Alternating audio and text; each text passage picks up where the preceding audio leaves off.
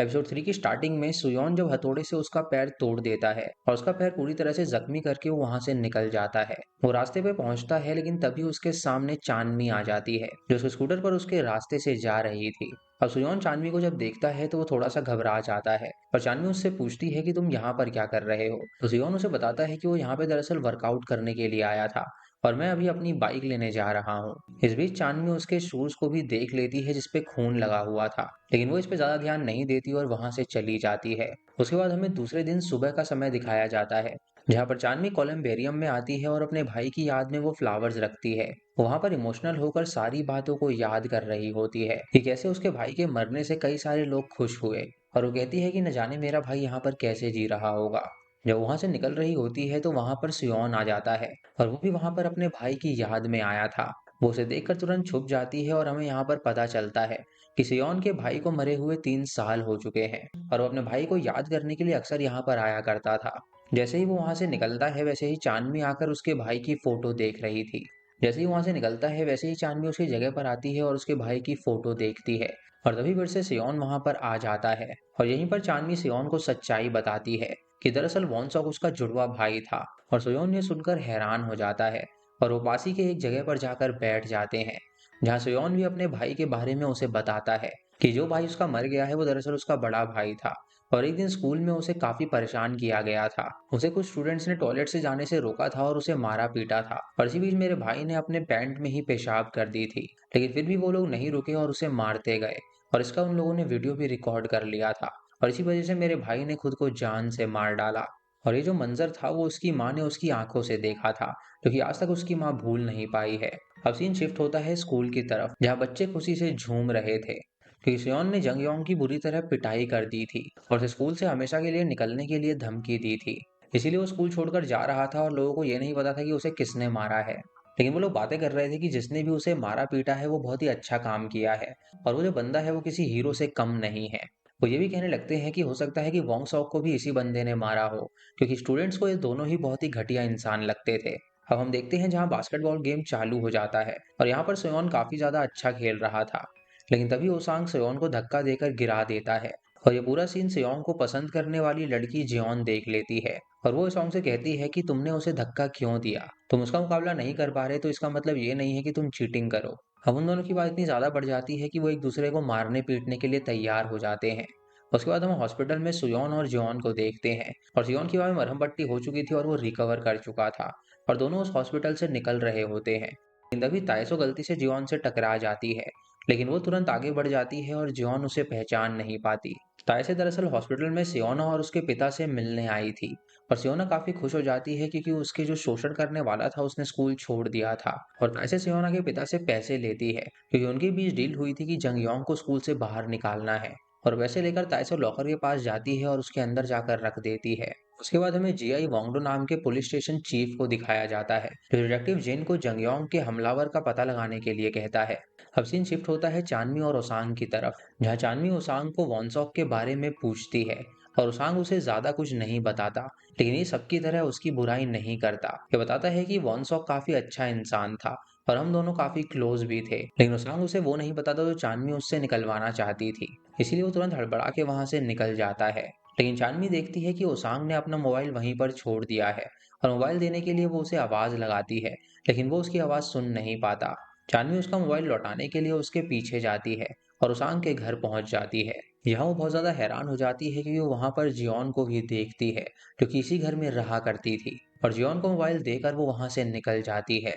अगली सुबह हम देखते हैं कि ओसांग चांदनी का वेट कर रहा था और चांदनी को बताता है कि जियोन और मैं भाई बहन हैं और मेरे पिता ने 2 साल पहले जियोन की मम्मी से शादी की थी, तो प्लीज ये बात तुम किसी को मत बताना। चांदनी वादा करती है कि वो इस बात को किसी को नहीं बताएगी। इधर डिटेक्टिव्स अपना काम शुरू कर देते हैं और सीसीटीवी फुटेज में देखते हैं कि चांदनी उस गली में किसी को देखकर रुकी थी। इधर चांदनी अपने फ्रेंड्स के साथ बैठी हुई थी और वह जंग योंग के बारे में ही डिस्कशन चल रहा था। वो कहते हैं कि शायद जंग योंग को जिसने मारा है उसने जरूर वोंग सॉक को भी सबक सिखाया होगा, लेकिन बात यह है कि एक हीरो किसी की हत्या नहीं कर सकता, तो शायद वो वोंग सॉक को सजा दे रहा होगा और वो गलती से नीचे गिर गया होगा। इधर हम देखते हैं कि चांदनी सुयोन का घर ढूंढते ढूंढते उसके शूज तक पहुंच गई थी और उसे शूज में खून के दाग लगे हुए देखकर शायद चांदनी को उसके ऊपर शक होता है। वो उसके शूज को वहां से लेकर जाने वाली होती है, लेकिन तभी वो देखती है कि सियोंग वहां पर पहुंच चुका है और उसके सर में काफी तेज दर्द हो रहा था, जिसकी वजह से उसकी नाक के खून के बूंद शूज पर टपक रहे थे। इस बात का फायदा उठाकर वो वहां से निकल जाती है, लेकिन फिर भी सुयोन को चांदनी दिख जाती है और वो घर के अंदर चेक करता है तो उसके शूज गायब थे और वो समझ चुका था कि चांदनी उसके शूज ले गई है। इधर डिटेक्टिव्स चांदनी का इंतजार कर रहे थे और वो चांदनी को सीसीटीवी फुटेज में देखकर उससे कहते हैं कि उस दिन उसने उस गली में किसको देखा था। क्या वो कोई अननोन था या फिर तुम्हारा कोई दोस्त था? तो चांदनी बताती है कि मैंने उस दिन सोयोन को देखा था, लेकिन चांदनी उसके शूज के बारे में डिटेक्टिव्स को नहीं बताती। अब ये सुनकर डिटेक्टिव सियोन के पास आते हैं और उससे सवाल पूछने लगते हैं कि आखिर तुम उस रात को उस गली में क्या कर रहे थे। तो सियोन बताता है कि मैं अपनी बाइक के लिए ऑटो रिपेयर शॉप गया था। ये सुनकर डिटेक्टिव उसे जाने की परमिशन दे देते हैं, लेकिन इसी बीच डिटेक्टिव जिन को उसके शूज पर खून लगने का निशान दिखाई देता है। अगले दिन सुबह चांदनी सियोन का इंतजार कर रही थी और जब वो वहां पर आता है तो चांदनी उसे बताती है कि क्या कल रात डिटेक्टिव तुम्हारे पास आए थे। तो सियोन कहता है कि तुमने ही तो उन्हें मेरे पास भेजा था। चांदनी सब क्लियर करती है और उसे सॉरी बोलती है और उसे कहती है कि उससे गलती हो गई। उसे ये भी कहती है कि उसने उसके जूते के बारे में पुलिस को नहीं बताया है और उसके बाद चांदनी उसके जूते उसे लौटा देती है, क्योंकि उसे लगता है कि अगर उसकी नाक से खून निकलता है तो क्या पता उसके जूते पर वो नाक से ही खून गिरा होगा। सियोन कहता है कि तुम्हें सबको बता देना चाहिए कि वो हीरो मैं ही हूँ, जिसके बारे में सब लोग बात कर रहे हैं, लेकिन तुम बस याद रखो कि उस हीरो ने वोंग सॉक को नहीं मारा है। चांदनी ये सुन के हैरान हो जाती है और उससे पूछती है कि तुम ये कैसे कह रहे हो, और उसके बाद ये दोनों अपनी क्लास में पहुंच जाते हैं, लेकिन सियोन उससे कोई बात नहीं कहता। इसी बीच जियोन देखती है कि सियोन को चांदनी परेशान कर रही है, तो वो उसके पास आती है और उन दोनों की काफी बहस हो जाती है। अब हम देखते हैं कि रात के टाइम सियोन जिस शॉप में जॉब करता है और उस दिन जंगयोंग को मारते वक्त उसने अपना रूप छुपाने के लिए जिस चीज का इस्तेमाल किया था, उसने उसे बाहर उसी कचरे में मिलाकर रखा हुआ था। इस बीच सियोन ये भी देखता है कि डिटेक्टिव जॉन कस्टमर के रूप में वहां पर आई है। इधर चांदनी को उसके लॉकर में एक नोट मिलता है जिसमें लिखा हुआ था कि तुम ऑडिटोरियम में आओ, मुझे तुम्हें कुछ बात बतानी है। ये देखकर वो तुरंत ऑडिटोरियम में चली जाती है, लेकिन उसे वहां पर कोई भी नहीं दिखता और तभी उसके पीछे से कोई उसके सर पे वार कर देता है जिससे कि वो बेहोश हो जाती है और कोई उसका मोबाइल लेकर उसके फिंगरप्रिंट से उसका मोबाइल अनलॉक कर देता है। जब चांदनी की आंखें खुलती हैं तो वो अपने आप को एक हॉस्पिटल में पाती है और वो चांदनी को बताता है कि मैंने तुम्हें ऑडिटोरियम में जाते वक्त देखा था, लेकिन जब बहुत वक्त बीत गया और तुम बाहर नहीं आई तो वो अंदर आया, जहाँ पे उसने उसे बेहोश पाया और वो उसे तुरंत यहाँ पर ले आया। जब वो हॉस्पिटल को देखती है तो उसका बिल पे करने की टेंशन में आ जाती है और जेबीओम उसे बताता है कि हॉस्पिटल का मालिक मेरा परिवार का ही है, तो उसे बिल भरने की कोई भी जरूरत नहीं है। और ये सुन के चांदनी चैन की सांस लेती है और उससे कहती है कि एक ना एक दिन मैं तुम्हें पैसे जरूर दूंगी। अब स्कूल में हम देखते हैं कि जियोन आ रही थी और सब उसे देखकर अजीब सी हरकत कर रहे होते हैं। क्लास में जाने के बाद उसकी फ्रेंड मोबाइल में उसका एक न्यूड फोटो भेजती है जो कि किसी ने एडिट किया था, यानी कि वो उसका रियल फोटो नहीं था। ये देखकर जियोन काफी ज्यादा गुस्से से भर जाती है और पता लगाने के बाद वो चांदनी के फ्रेंड सोएदान के पास जाती है, लेकिन वो जियोन को बताती है कि उसने ये फोटो नहीं बनाई है, बल्कि ये फोटो उसको चांदनी ने सेंड किया था। जब चांदनी वहां पर पहुंचती है तो जियोन उस पर हमला करने लगती है और इसी बीच सियोन चांदनी का हाथ पकड़ लेता है और वहां से उसे लेकर निकल जाता है और सारे स्टूडेंट्स उन्हें देख रहे थे। यहीं पे तीसरा एपिसोड खत्म हो जाता है। एपिसोड 4 की स्टार्ट में हम देखते हैं कि चांदनी का हाथ पकड़ के सियोन उसे अपने साथ ले जाता है और स्टूडेंट्स को ये देखकर लगता है कि शायद वो दोनों डेट कर रहे हैं। तब तक सियोन चांदनी को स्कूल के ग्राउंड में ले आता है, लेकिन चांदनी उससे अपना हाथ छुड़ाते हुए कहती है कि तुमने मुझे वहां से क्यों लाया, अब सबको लगेगा कि मैंने ही ये सब किया है, तुम्हारा क्या हक बनता है कि तुम मुझे ऐसे पकड़ के लाओ। सियोन कहता है कि मैंने तुम्हें कहा था कि तुम वापस अपने स्कूल चली जाओ, क्योंकि ये रास्ता तुम्हारे लिए बहुत मुश्किल होने वाला है। ये सुन के चांदनी गुस्सा हो जाती है और वहां से चली जाती है। चांदनी उस न्यूड फोटो के बारे में सोच रही थी और तभी वहां पर उसकी फ्रेंड डायोन पहुंचती है और चांदनी अपनी फ्रेंड का फोन चेक करती है और उसे देखने के बाद वो हैरान हो जाती है क्योंकि सच में उसके मोबाइल से ही उसकी फ्रेंड को ये मैसेज भेजा गया था। अब सीन चेंज होता है जहाँ पर स्कूल के ग्राउंड में अकेली चांदनी बैठी हुई थी और तभी वहां पर जेबॉम आता है और वो उसे बताती है कि उस दिन जब मैं ऑडिटोरियम में गई थी तो वहां पर चक्कर आने की वजह से वो नहीं गिरी थी, बल्कि किसी ने उस पर हमला किया था और उसके फिंगरप्रिंट की मदद से उसका मोबाइल अनलॉक कर लिया था और शायद उसके फोन से उसी ने ये सब किया होगा। तभी जेबॉम को एक आइडिया आता है और उसके बाद सीन शिफ्ट हो जाता है जहाँ जियोंग सियोन से कहती है कि तुमने चांदनी को क्यों बचाया। तो सियोन उससे कहता है कि उसने उसे इसीलिए बचाया क्योंकि वो निर्दोष है, लेकिन जियोंग उसकी एक भी बात सुनने को तैयार नहीं थी और उसके बाद वो दोनों खाना खाने के लिए चले जाते हैं। यहाँ जियोन चांदनी और जिबोम को जब साथ में देखती है तो वो सोचती है कि आखिर ये चांदनी के साथ क्यों घूम रहा है। जिबॉम चांदनी को बताता है कि मुझे सीसीटीवी फुटेज देखने की परमिशन मिल चुकी है और वो दोनों काफी खुश हो जाते हैं। जब वो उस कैमरे की फुटेज को चेक करता है तो वो देखता है कि चांदनी जब अंदर गई थी तो उसके पीछे एक लड़का गया था जिसने सफेद टोपी पहनी हुई थी। इधर क्लासरूम में जियोन की फ्रेंड उसे कुछ बताने की कोशिश कर रही होती है और जब वो क्लास के बाहर आते हैं तो जियोन की फ्रेंड उसे बताती है कि ओसोंग और तुम भाई बहन हो और ये बात सबको पता चल गई है। इस बार ये बात चैट की मदद से नहीं बल्कि मुंह जुबानी फैलाई गई थी और जियोंग को ये सुन के काफी ज्यादा गुस्सा आ जाता है और तभी वहां पर ओसांग भी आ जाता है। ओसांग उसे एक तरफ ले जाकर कहता है कि ये सब तुम्हारी वजह से हुआ है, अगर तुम उसे थप्पड़ नहीं मारती तो वो हमारा राज कभी नहीं खोलती। तभी जियोन कहती है कि शुरुआत उसने करी थी ना कि मैंने, और उसने मेरी न्यूड फोटो बनाई और सबको पता है कि वो नकली फोटो है, लेकिन फिर भी सभी लोग उसका मजाक उड़ा रहे हैं, इसीलिए मैं उस लड़की को तुरंत स्कूल से निकलवा दूंगी। मैं उसे इतना तंग करूंगी कि वो स्कूल छोड़कर चली जाएगी। और ओसांग जब ये सुनता है तो वो वहां से निकल जाता है। इधर चांदनी की शूटिंग प्रैक्टिस चालू हो गई थी और जेबम वहां पर आकर कहता है कि फुटेज में उसे उसके पीछे कोई भी नजर नहीं आया। यहाँ पर जेबम चांदनी से झूठ बोल रहा होता है और चांदनी ये सुन के काफी ज्यादा निराश हो जाती है। उधर हम ओसांग को देखते हैं जो कि अपने पिता को मिलने के लिए जाता है और उसके पिता पुलिस डिपार्टमेंट के हेड थे। वो उसे बताता है कि एक लड़की ने जियोन को काफी परेशान कर दिया है और ये सुन के उसके पिता कहते हैं कि बताओ बेटा मैं क्या कर सकता हूँ। ओसांग कहता है कि आप उस चांदनी नाम की लड़की को उसके पुराने स्कूल में वापस भेज दीजिए और वो बुसान से आई हुई लड़की है जो कि इलीगल वे में यहाँ पर रह रही है, तो आपको ये काम करने में कोई भी मुश्किल नहीं आएगी।